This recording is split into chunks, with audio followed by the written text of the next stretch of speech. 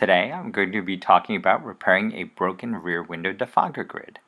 This assumes that at least some of the grid lines on your window work, because otherwise it may be that it is one of the tabs on the side of the window that is broken or become detached, and that is beyond the scope of this video.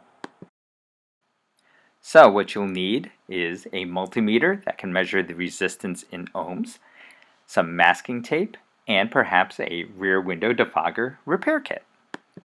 So the first thing you want to do is figure out which grid lines don't work.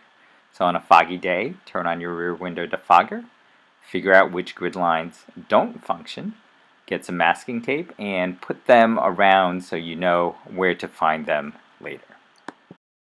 With this next step, you want to be careful because the probes can be sharp and you could damage the grid line further if you're not careful.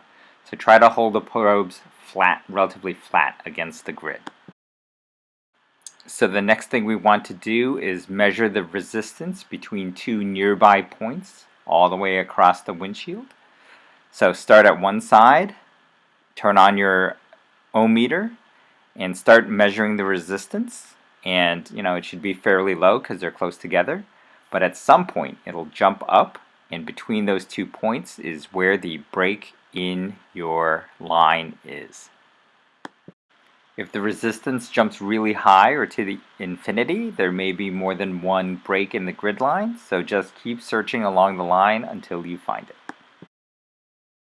So for the next step, you're going to repair the grid, and you should follow the manufacturer's instructions in the repair kit. But basically what you're going to do is clean the window, then mask off the line, and then probably paint on the compound to reconnect the two sides.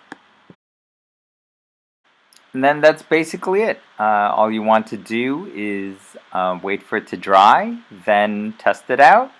You can use your amp probe to check the two sides to make sure that the resistance has gone down between two spots, and give it a whirl and see how it does.